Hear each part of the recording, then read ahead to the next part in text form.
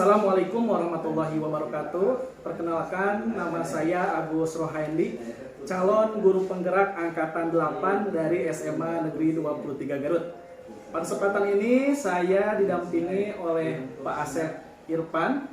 Beliau selaku guru mata pelajaran ekonomi dari SMA Negeri 23 Garut. Assalamualaikum Pak. Waalaikumsalam Pak. Ya. Mohon maaf nih mengganggu waktunya Pak. Iya, nggak apa-apa. Iya.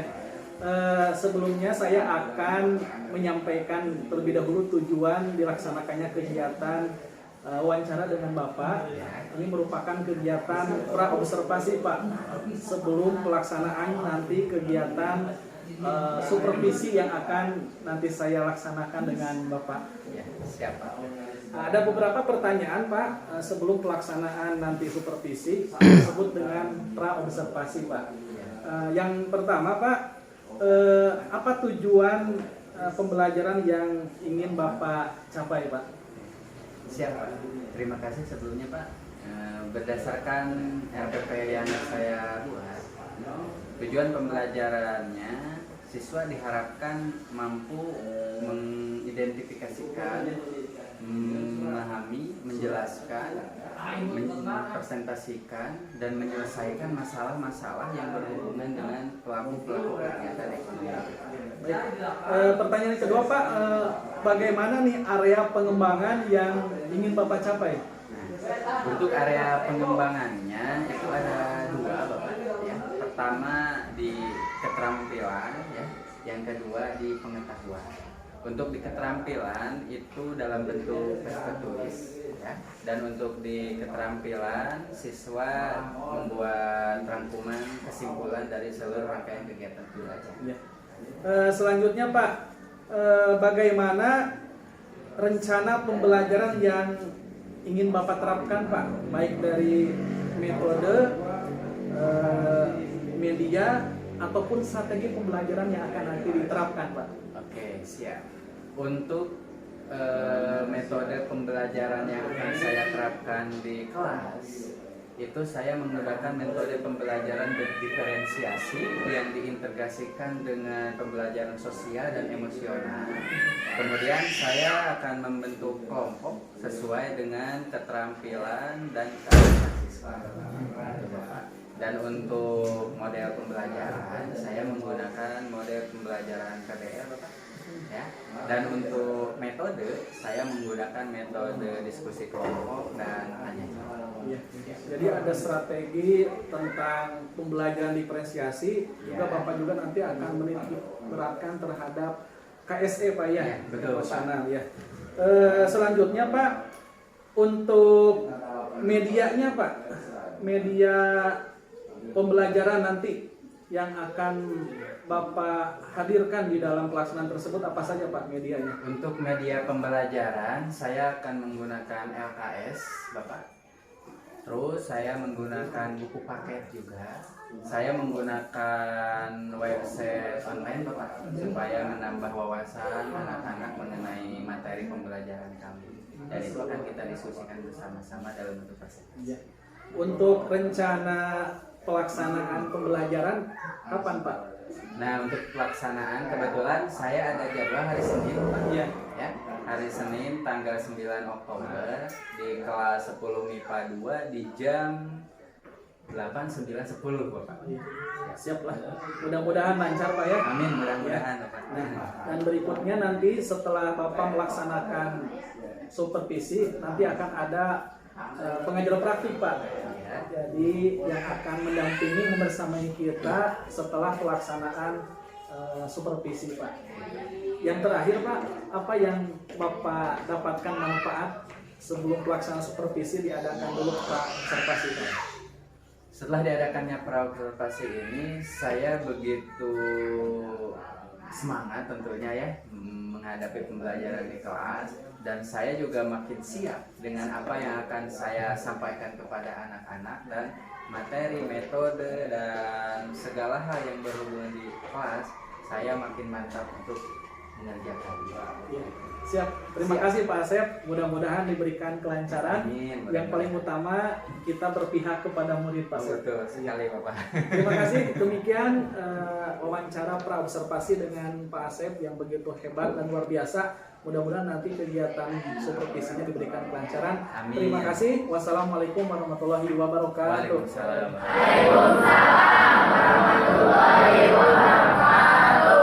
Oke, yang jawab salam Bapak, Bapak doakan mudah-mudahan duitnya banyak. Amin. Yang belum jawab mudah-mudahan kembali lagi ke jalan yang benar. Amin. Bahagia. Ada yang lagi sakit hari ini? Alhamdulillah ada. Sakit hati ada? Ada. Siapa? Sakit hati. Kalau sakit hati, udahlah ganti aja hatinya yang baru ya.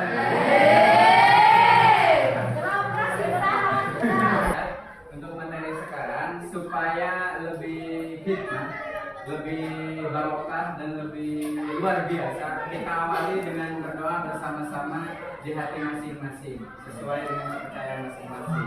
Ya. Berdoa dimulai, silahkan. Yang kemarin, ya Medina gimana? Sistem ekonomi. Ya, siap. Poin-poinnya apa aja sistem ekonomi? Oke, siap Tipan. Apa aja? Yang pertama, sistem ekonomi tradisional. Apa lagi? Pak. Oke, Maudi. Sistem ekonomi terpusat. Siapa lagi? Oke. Sistem ekonomi pasar. Ada lagi?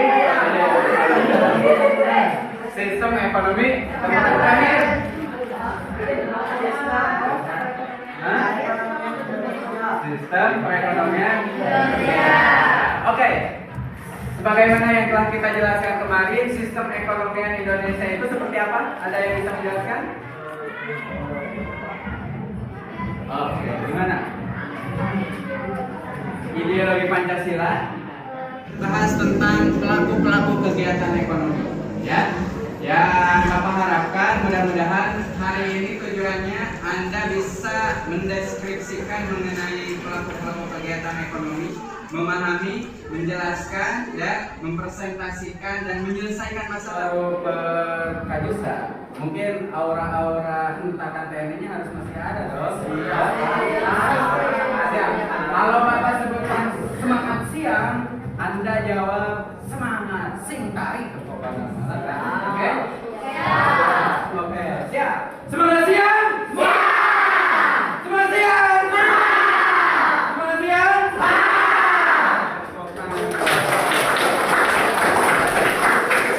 Kanan kirinya.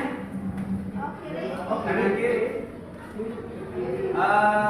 Wajahnya diarahkan sebelah kiri juga. Aja. Gimana? Ada aromanya?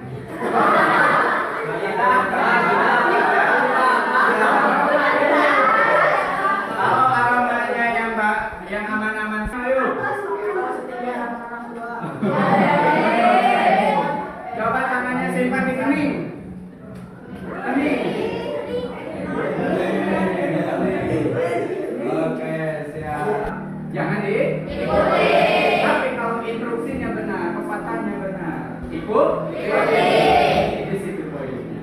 Oke, siap. Kita dari poin distribusi siapa? Suci. Oh, kira poin. Siap. Sudah siap? Oke, siap. Dimulai. Assalamualaikum warahmatullahi wabarakatuh. Waalaikumsalam warahmatullahi wabarakatuh. Di sini kami akan mempresentasikan pelaku-pelaku kegiatan ekonomi yang akan disampaikan pertama oleh Denderita, kedua oleh Nabil, ketiga oleh Susi, dan terakhir oleh Prila. Dalam pekerjaan sehari-hari, produksi dan kewajiban sebagai tindakan menghasilkan barang-barang. Produksi barang selanjutnya dapat dibedakan atas produksi barang konsumsi dan produksi barang modal. Barang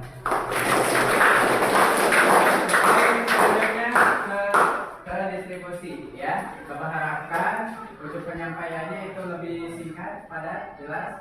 poin pokoknya aja, lebih ke inti kena jos ya.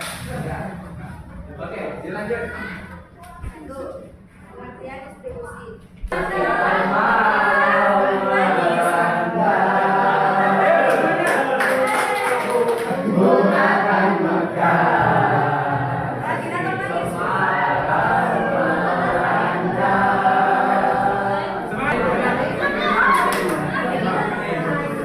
Ayo, DPJ temannya semua itu. Temannya dulu ya.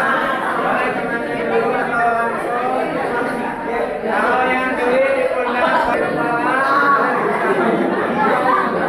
boleh teman dulu nanti giliran. Ya. Apa catatan?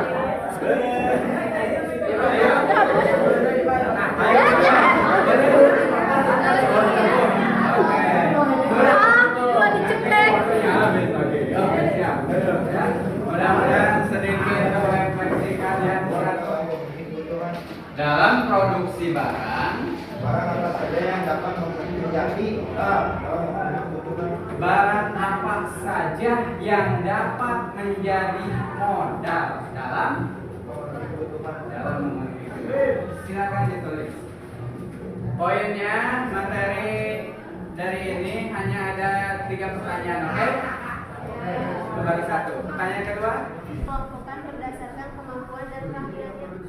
mengapa tenaga kerja harus dikelompokkan berdasarkan kemampuan dan keahliannya? Seperti itu ya. Satu lagi.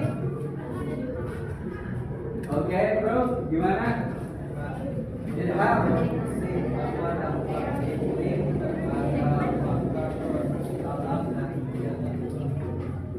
apa dampak iklim? Oke, jadi dampak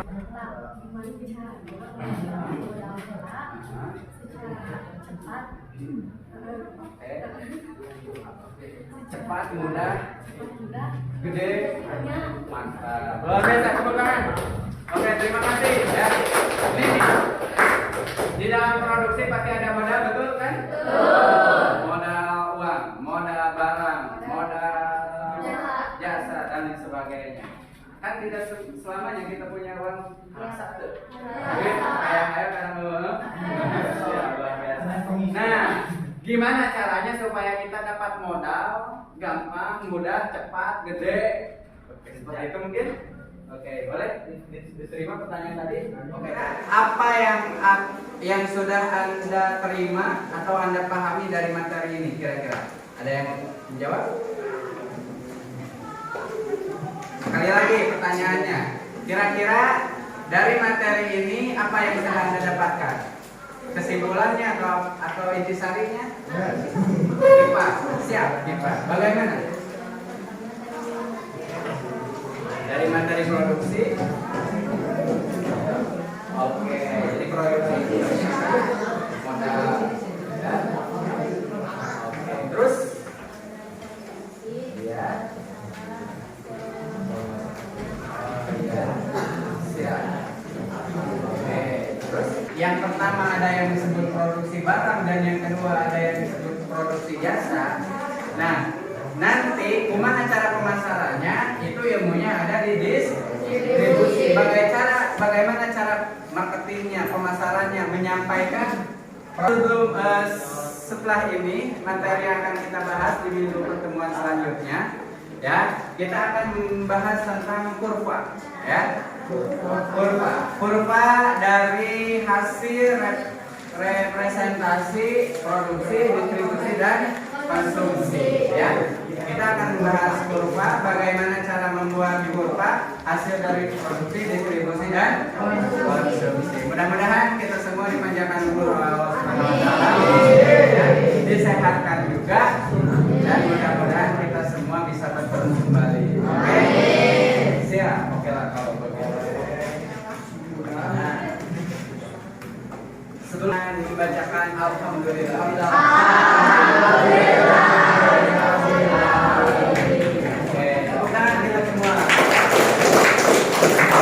Assalamualaikum warahmatullahi warahmatullahi wabarakatuh. Perkenalkan, saya Agus Rohaindi, calon guru penggerak angkatan 8 dari SMA Negeri 23 Garut, Kabupaten Garut. Pada kesempatan ini saya akan melaksanakan wawancara pasca observasi dengan rekan sejawat yang sudah melaksanakan kegiatan supervisi. Ada Pak Asep Irfanuddin. Pak Asep, terima kasih. Salam. Juga merupakan suatu kebanggaan, kami juga dihadiri oleh pengajar praktik Ibu Upah Hasanah. Terima kasih Ibu atas kesempatannya. Baik, Pak Asep. Ya, Pak. Alhamdulillah kegiatan observasi telah dilaksanakan ya. Bagaimana nih kabar Bapak hari ini? Alhamdulillah luar biasa, sehat walafiat. Tetap semangat Pak ya. juga, Pak. Alhamdulillah. Nah, setelah pelaksanaan kegiatan observasi yang sudah saya laksanakan pada kegiatan sebelumnya, Pak, Ya. perasaan apa yang Bapak rasakan setelah kegiatan observasi tersebut, Pak? Untuk perasaannya, detak jantung saya berdetak begitu kencangnya, Pak. Pada saat observasi, mungkin itu adalah pengalaman pertama saya, gitu kan. Awal-awal mah lumayan ada nervousnya juga, groginya. Tapi setelah beberapa menit kemudian, suhunya mulai panas, keringat mulai keluar, rileks datang dan lancar sekali, alhamdulillah. Semangat sekali dan bahagia sekali tentunya. Terima kasih Pak Asep. Nah, ketika Bapak tadi menyampaikan tentang perasaan, tentu dalam kegiatan inti yang dilaksanakan observasi terkait area pengembangan Pak ya, yang berupa keterampilan dan pengetahuan nih. Bisa diceritakan Pak bagaimana tuh pengalaman dalam mengaplikasikan tadi area tersebut?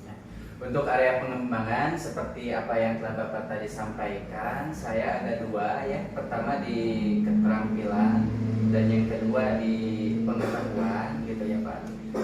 Kalau untuk di keterampilan, saya di pengetahuan dulu ya Pak. Yang pertama untuk di pengetahuan saya menggunakan tes tertulis, dan di keterampilan saya menginstruksikan kepada siswa untuk menyimpulkan dari seluruh pembelajaran apa saja hal yang telah kalian mengerti atau pahami dari setiap rangkaian pembelajaran yang telah dipelajari. Sehingga alhamdulillah berdasarkan pembelajaran kemarin, siswa bisa menerima dan bisa memahami materi-materi yang telah disampaikan dan didiskusikan bersama-sama. Mantap sekali nih, jadi idaman para murid Bapak ya. Amin ya Allah ya Rabbal Alamin.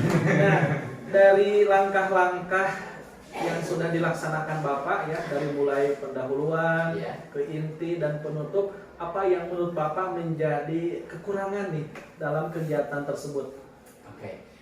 Untuk kekurangan tentunya yang berimbas menjadi sebuah kendala gitu ya Pak ya pada saat pembelajaran itu masih ada satu atau dua siswa yang memang tidak mengikuti pembelajaran, dalam artian belum aktif, kurang aktif, yang terindikasikan dia itu kurang suka mungkin untuk pembelajaran ini kayak gitu.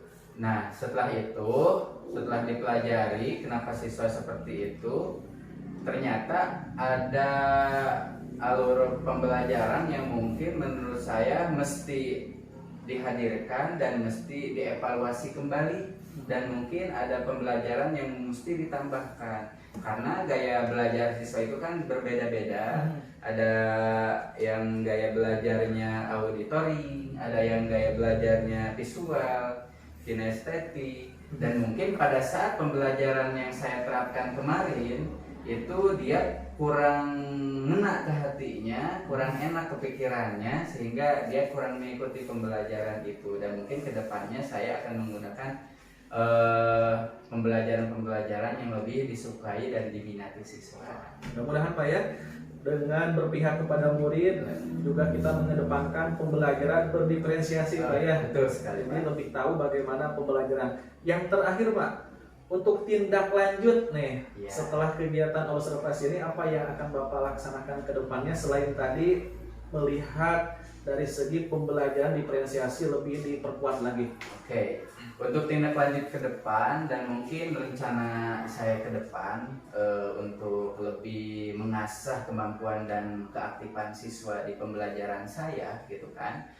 Kebetulan itu materinya mengenai pelaku-pelaku kegiatan ekonomi Pak ya, yang mana kita mempelajari tentang produksi, distribusi, dan konsumsi. Kalau dari segi materi itu alhamdulillah kemarin siswa 90% memahami dan menguasai ya, dan untuk prakteknya ini Pak, nanti rencananya saya akan observasi ke lapangan.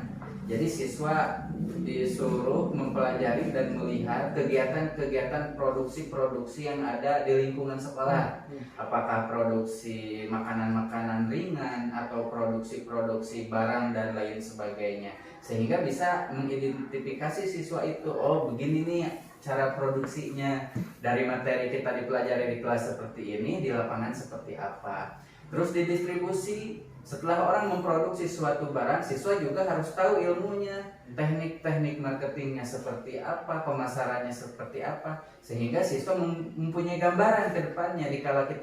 Dikala siswa itu mempunyai jiwa entrepreneurnya, oh dia udah tergambar, oh cara pemasarannya begini, cara distribusinya gini. Dan kalau konsumsi, kita semua juga konsumtif gitu kan. Mereka sudah paham mengenai konsumsinya gimana, memasukkan dan mengeluarkan gitu. Jadi Terima kasih, lebih Pak. aplikatif ya. Iya, Ya. betul. Baik, terima kasih Pak Asep Siap, atas Pak. perbincangan ini. Tentu tujuan dari observasi ini adalah kita sebagai pendidik lebih mengedepankan keberpihakan pada murid. Betul. Sehingga pembelajaran ketika Pak Asep dan mungkin saya Ya. dirindukan oleh anak-anak Iya, betul. ketika kehadiran kita di kelas ya. Terima kasih.